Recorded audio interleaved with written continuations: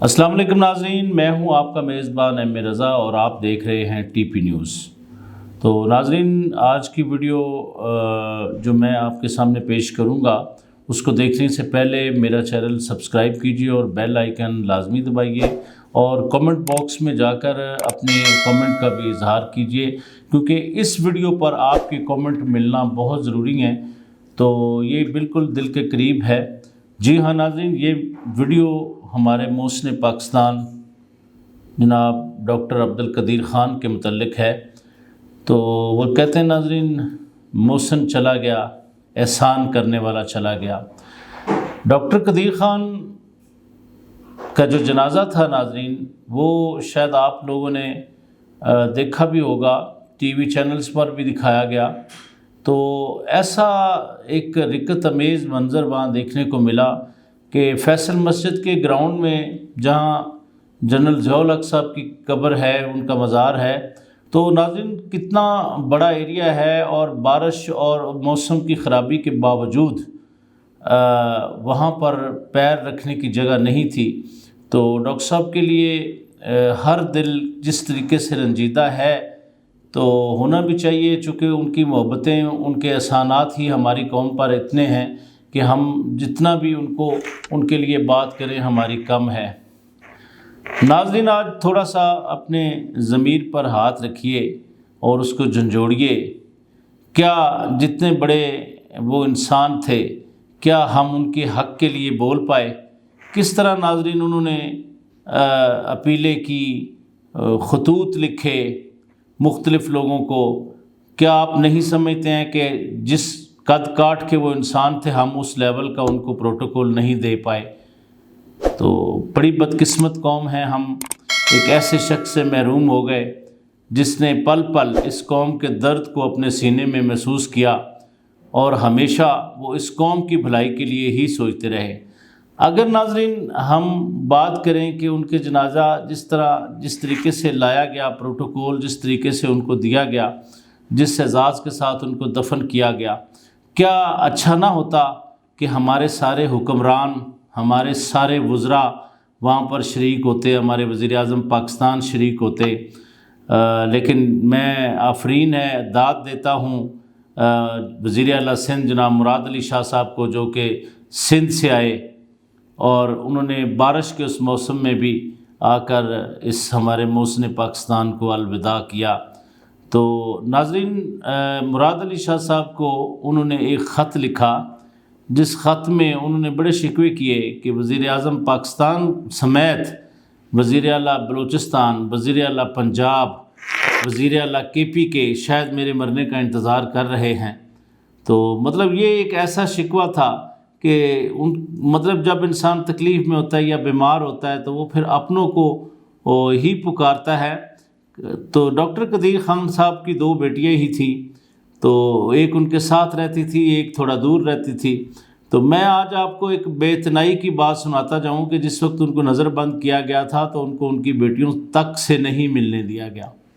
تو یہ بہت بڑا المیہ ہے ہمارے ساتھ، کیونکہ ان کا جو رول ہے ناظرین، جو ملک پاکستان کے لیے ان کی خدمت ہے، کہ جس طرح انہوں نے یہ خدمت ادا کی، جس کے لیے انہوں نے بے شمار قربانیاں بھی دیں، اپنی ذات کے لیے کچھ نہیں کیا، انہوں نے کچھ نہیں رکھا اپنے پاس۔ تو ہمسایہ ملک جو ہمارے ساتھ ہر وقت دشمنی کی باتیں کرتا ہے، وہاں بھی ایک سائنٹسٹ تھے ابوالکلام آزاد، جن کو لیبارٹریوں سے نکال کر انہوں نے صدارت کی مسند پر بٹھایا، اور جب وہ دنیا سے رخصت ہوئے تو ان کو اپنا پرچم، جو ان کا انڈیا کا جو جھنڈا ہے، اس کے اندر لپیٹ کر پروٹوکولز کے ساتھ اس دنیا سے انہوں نے رخصت کیا۔ تو ناظرین، سہیل احمد صاحب ایک آرٹسٹ ہیں جو عزیزی کا رول کرتے ہیں ایک نجی چینل پر، ان کی ٹیم نے ان کا ایک انٹرویو کیا تھا، تو اس میں سہیل صاحب نے ایک سوال کیا کہ ڈاکٹر صاحب آپ کو کوئی ادب سے دلچسپی ہے؟ تو پھر انہوں نے بہت زبردست جواب دیا تھا کہ ہمارے بچوں کو تو یہ بھی نہیں پتہ کہ مرزا غالب کون ہے، مومن کون ہے، سودا کون ہے۔ مطلب اس طرح کی بڑی انہوں نے بڑی دلچسپ گفتگو ہے وہ ایک چینل پر انہوں نے کی۔ تو اسی دوران انہوں نے ان سے پوچھا کہ ڈاکٹر صاحب کوئی آپ اپنا شعر بھی اپنے لیے بھی کچھ لکھتے ہیں یا شاعری آپ کرتے ہیں؟ تو انہوں نے پھر وہاں پر اپنا ایک شعر سنایا، تو وہ میں آپ کی خدمت میں پیش کرتا ہوں۔ گزر تو خیر گئی تیری حیات قدیر، ستم ظریف مگر کوفیوں میں گزری۔ ستم ظریف مگر کوفیوں میں گزری۔ اچھا ناظرین، بہت سارے لوگ چونکہ شعر و شاعری سے دلچسپی نہیں رکھتے، تو ایک ہر شعر کے اندر ایک بڑی داستان ہوتی ہے۔ تو یہ انہوں نے جو کہا کہ ستم ظریف مگر کوفیوں میں گزری، کوفیوں کا ذکر اس لیے ہے ناظرین کہ جب واقعہ کربلا ہوا، جہاں تک میرا علم ہے، تو اس میں تمام جو ہمارے امام حسین علیہ السلام کی جو آل اولاد تھی، سارے ان کے رفقا تھے، وہ شہید کر دیے گئے۔ تو امام زین العابدین آپ کے بیٹے بیمار تھے، تو ان کو انہوں نے بیماری کی وجہ سے نہیں شہید کیا، یا اللہ کی طرف سے ہی کچھ ایسا تھا۔ امام زین العابدین سے اس واقعے کے بعد کسی نے پوچھا کہ اے وقت کے امام، یہ بتائیے کہ آپ کو ان شہادتوں کے بارے میں کتنا دکھ ہے، یا کس طرح آپ درد محسوس کرتے ہیں؟ انہوں نے کہا یہ شہادتیں اللہ کی طرف سے طے شدہ تھیں، ہونی تھیں، شہید ہو گئے، مجھے اس بات کا دکھ ہے، لیکن مجھے سب سے زیادہ دکھ یہ کوفیوں کی خاموشی سے ہے۔ کوفیوں سے مراد وہاں کوفے شہر والوں کو انہوں نے فرمایا، کیونکہ وہاں پر آپ یقین جانیں ناظرین کہ اگر آپ تاریخ اسلام پڑھتے ہیں تو اس میں آپ کو یہ ملتا ہے کہ وہاں اس کوفے میں اس وقت کوئی صحابی رسول بھی تھے، لیکن سب خاموش رہے، حاکم وقت کے سامنے نہ بول پائے۔ تو اسی طرح جتنا حق ڈاکٹر عبدالقدیر خان کو ہمیں دینا چاہیے تھا، ہم اتنا حق ان کو نہیں دے سکے۔ تو اللہ تعالیٰ نے ان کو جاتے ہوئے ایک پروٹوکول دیا، کہتے ہیں کہ جب بارش ہوتی ہے تو اللہ کی رحمت برستی ہے، تو اسلام آباد میں تو ایک دم سے اندھیرا چھا گیا، ہر طرف ہر سو اندھیرا۔ پھر بارش ہوئی، جب تک ان کو دفنا نہ لیا گیا بارش تھمنے کا نام نہیں لے رہی تھی، تو جیسے آسمان بھی رو رہا ہو ان کے۔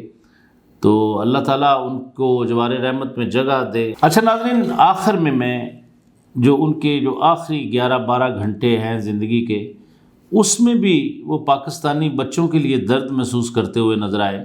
جس طرح ینگ ڈاکٹرز اپنی سٹرائکس وغیرہ کر رہے تھے، پروٹیسٹ کر رہے تھے کہ جی ہم سے زیادہ پیسے چارج کیے جائیں گے، تو اس کے لیے بھی انہوں نے کسی وکیل کو بلایا کہ یار میں ان کے حق کے لیے ایک پٹیشن دائر کرنا چاہتا ہوں، تاکہ ان بچوں کے ساتھ زیادتی ہے، پڑھنے کے لیے تو آسانیاں پیدا کرنی چاہیے، بچوں کو فیسیلیٹیٹ کیا جائے، تو یہ فضول میں بلا جواز ان سے زیادہ پیسے لیے جا رہے ہیں۔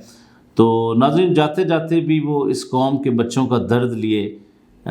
میں اپنی پچھلی ویڈیو میں بتا چکا ہوں آپ کو کہ جس طرح انہوں نے بچوں کی تعلیم کے لیے کام کیا، ہاسپٹلوں کے لیے کام کیا، پھر جس طرح انہوں نے انڈیا نے دھماکہ کیا تھا 1970 کی دہائی میں، تو اسی دوران پھر انہوں نے بھی یہ ٹھان لیا تھا کہ انشاءاللہ میں بھی اپنے ملک کو اتنا پاورفل بنا دوں گا کہ کوئی دشمن ہمیں للکار نہیں سکے گا۔ تو ناظرین، اس دکھ کے ساتھ کہ ہم نے اپنا محسن کھو دیا، اور ہماری خاموشی بھی کوفیوں کی خاموشی سے کم نہ تھی، جس طرح ان کو نجی ٹی وی چینلز کے اوپر بٹھا کر ہم نے معافیاں منگوائیں، تو شاید اللہ ہمیں معاف کر دے۔ اپنا بہت سارا خیال رکھیے گا۔ اپنے میزبان ایم اے رضا کو اجازت دیجیے، اگلی ویڈیو میں دوبارہ ملتے ہیں۔ اللہ حافظ۔